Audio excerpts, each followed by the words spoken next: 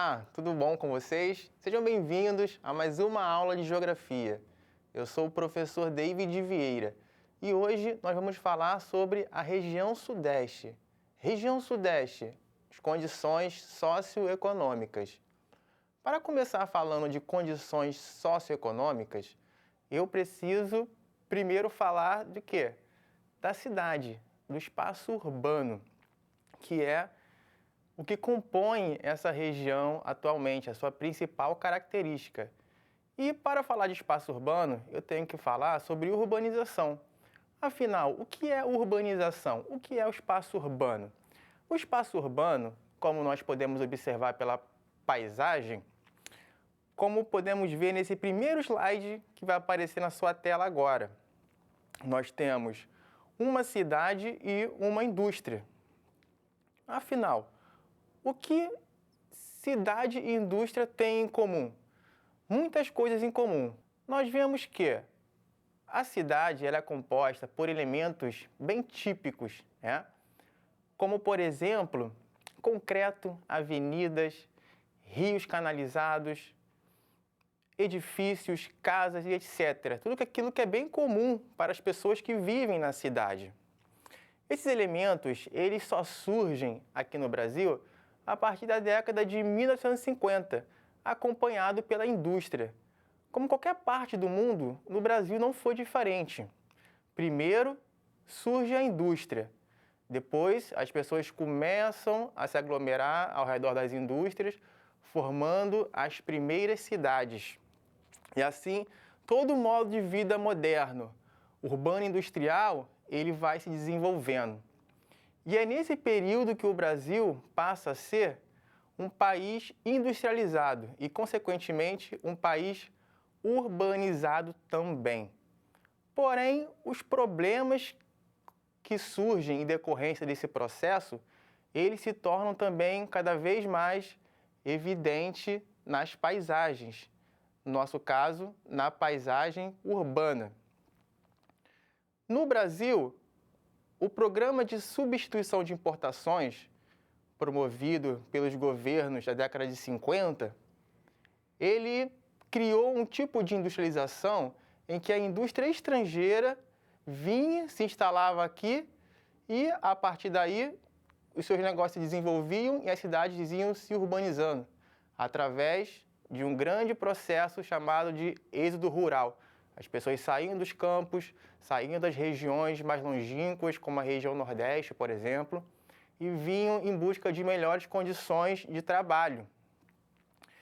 E isso ocorre de forma muito acelerada e sem o investimento necessário na infraestrutura que necessitava.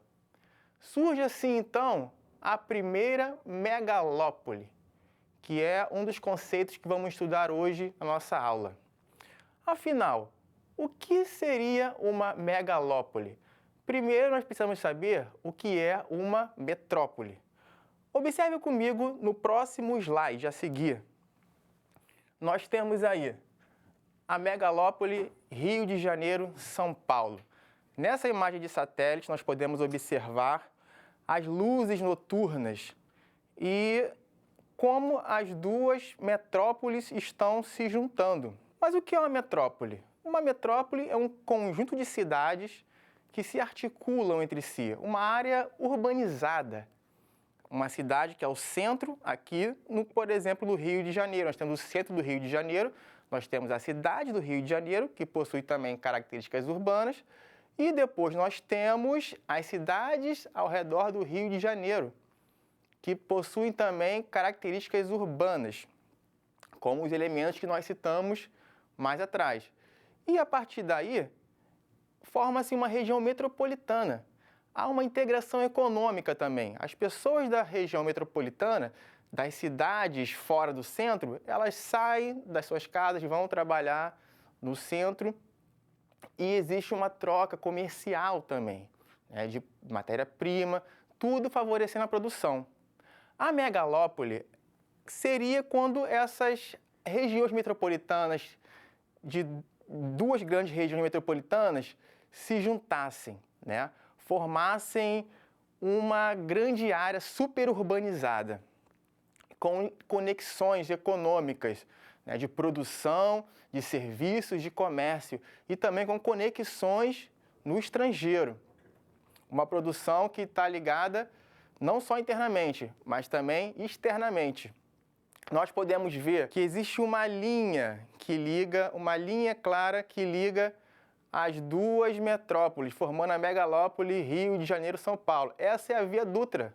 A Via Dutra é essa via que conecta as duas metrópoles e faz a conexão linear da megalópole, formando a megalópole Rio de Janeiro-São Paulo. Essa conexão, ela não é apenas para o transporte. No caminho que passa pelo Vale do Paraíba, né, uma região muito importante, pela qual também nós temos a indústria, né, a CSN, que produz o aço. Esse aço ele é utilizado tanto no Rio de Janeiro quanto em São Paulo. Então, são áreas que se conectam, favorecendo a produção, o comércio e os serviços entre eles. É verdade? Então, pessoal, vou pegar aqui a minha colinha. Falamos sobre megalópole, a Dutra e o Vale do Paraíba. Ok, pessoal. Vamos então falar sobre as principais características, né, quando surgem essas megalópolis, dos principais problemas que surgem posteriormente. Nós temos aqui um problema, o Rio Tietê. Muitas pessoas conhecem, né, o Rio Tietê, sabem que é um rio canalizado, assim como o Rio Maracanã, é um rio canalizado. O Rio Tietê, assim como o Rio Maracanã no Rio de Janeiro, são rios que, a partir do momento da urbanização, eles foram canalizados pelo ser humano para poder favorecer o quê? A circulação, para construir as avenidas, né, em torno deles e para ganhar espaço. Com isso, pessoal, com esse espaço, foi possível haver uma dinâmica melhor na cidade. Por outro lado, você acaba mexendo com a natureza, né? Você acaba mexendo com a natureza de uma forma muito prejudicial, que afeta a vida da cidade, a vida das pessoas. Por exemplo, o Rio Tietê, quando ele foi canalizado, se criou uma situação que você impermeabilizou o solo. E o rio, ele tem uma questão interessante, porque além da troca que existe, né, em seu leito e o solo, para essa água poder infiltrar, o rio também, naturalmente, ele possui duas formas, dois estados, que é o seu leito menor, quando está no estado normal, o rio fica mais baixo, o nível do rio, e o seu leito maior. O leito maior, ele ocorre justamente nas épocas das cheias, quando chove e o rio precisa ter um espaço para essas águas ocuparem, né, esse leito. E quando você canaliza, você tira esse espaço, você retiliniza os rios também. Naturalmente, os rios têm os meandros, que são as curvas, que vão diminuindo a velocidade da vazão da água.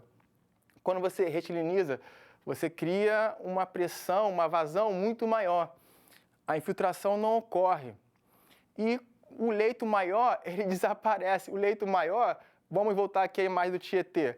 Olha o leito maior ali, olha as rodovias ali. O leito maior são as rodovias. Então, qual a consequência disso? Enchentes, né? Sem falar que o despejo de esgoto nesses rios, tanto no Tietê, mais ainda, né, no Maracanã também, esse despejo de esgoto poluiu o rio totalmente. Então, criando uma situação de muito incômodo para os moradores da cidade, né? Outra questão importante também, pessoal, são os aspectos culturais, a cultura quando se transforma através dessa urbanização, né? Por exemplo, aqui no Rio de Janeiro, em São Paulo, na megalópole Rio de Janeiro-São Paulo, ocorreu o quê? Pessoas foram requisitadas, principalmente da região Nordeste. E essas pessoas vieram, trabalhar aqui na indústria, na construção civil, no comércio e etc. Só que elas não vêm simplesmente, elas trazem consigo a sua história, elas trazem consigo a sua cultura. E essa cultura se relaciona com a cultura local e vai criar uma nova cultura também, né? Mas, porém, é preciso falar que, apesar dessa migração, existe também a questão dos contrastes espaciais. O que é isso, professor? Contrastes espaciais. Eu estou falando dos problemas sociais, né? Vamos aqui, nosso próximo slide. Olha só, o que é isso aí, pessoal? Essa aí é uma imagem, né, uma paisagem bem conhecida, né, de todos. Uma favela, uma comunidade, como queiram chamar. A gente precisa deixar claro o seguinte, que a pobreza não começou com a urbanização. Nós temos um problema histórico, desde a época da escravidão, né? A pobreza, a desigualdade social. Porém, ela foi muito agravada no momento em que as cidades surgiram do Brasil. Vamos lembrar desse momento. Esse momento, eu estou falando dos governos militares, da ditadura militar. A ditadura, ela promoveu um crescimento econômico baseado na chegada das indústrias, né, estrangeiras, como vimos, e também no arroxo salarial. O que é isso? Coibindo, reprimindo os movimentos dos trabalhadores que reivindicavam melhores condições de trabalho e salário. Com isso, a renda dos trabalhadores caiu e os lucros dos empresários aumentaram. E qual foi a justificativa? Era que com maior lucro dos empresários, haveria mais investimento, haveria também maior crescimento econômico. E realmente isso aconteceu. Porém, a desigualdade se agravou. Dizia-se que o bolo cresceria para depois ser dividido. Porém, essa divisão nunca aconteceu. Depois, com a redemocratização, houve uma diminuição da desigualdade. Correto. Porém, a desigualdade ainda é um problema muito grave no Brasil. Tá ok, pessoal? Então, apesar de toda essa desigualdade, né, tudo isso que aconteceu, nós temos a questão cultural, que é uma parte interessante, uma parte bonita dessa troca das regiões, né? Como é o caso da região Nordeste, que tem muita influência aqui na megalópole Rio de Janeiro, São Paulo. Mas, professor, quais seriam os aspectos, né? Qual seria a contribuição que tem da região Nordeste, né, no nosso dia a dia? Muitas coisas. Geralmente, nós não percebemos, porque nós estamos inseridos nessa cultura. Mas eu poderia citar a festa junina, por exemplo. Quem nunca foi numa festa junina, né? Quem nunca se divertiu numa festa junina com uma fogueira? É uma festa típica da região Nordeste, né? Que homenageia os santos, São Pedro, Santo Antônio, né? São João, né? Daí o nome da festa São João. Comidas típicas do Nordeste, como cuscuz, né? Como bolo de milho, justamente porque é a época do milho no Nordeste. Então, pessoal, essa é uma influência típica, né? Eu poderia falar muitas outras aqui. Um outro ponto importante também, nós temos aí, olha aí, pessoal, aí a produção me lembrou aqui de mostrar, ó, a fogueira de São João, né? Isso aí, uma festa muito típica, muito divertida, né? Todo mundo gosta da época de São João, aquele friozinho, né? Muito bom. E temos também a produção cultural, né? Das marchinhas de carnaval também, nesse momento. A cultura também, pessoal, ela vem com reivindicações, elas mostram, né, o espírito da sua época. Nós temos aqui essa marchinha, que é do Chico Buarque, né? Que ele fazia uma crítica a esse período da ditadura militar. Ele denunciava, né, essa desigualdade, né, chamando de um tempo, página infeliz da nossa história, né? Falando palavras como nossa pátria distraída, né, sendo enganada.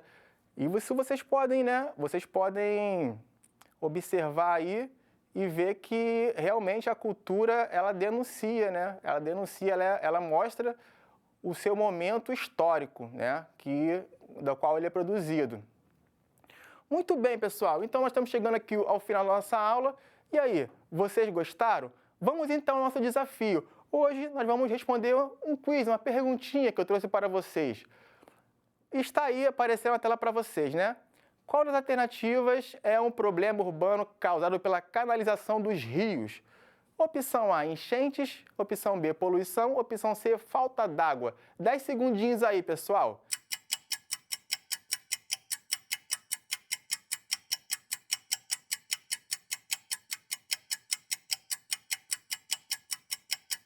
E aí, o que vocês acham? Já posso mostrar a resposta? Vou mostrar, hein? Tá lá. Enchentes. E aí? Você acertou? Espero que sim. Muito obrigado por estar aqui conosco. Que a nossa próxima aula você possa estar também. Desejo bons estudos para vocês. Até a próxima. Tchau!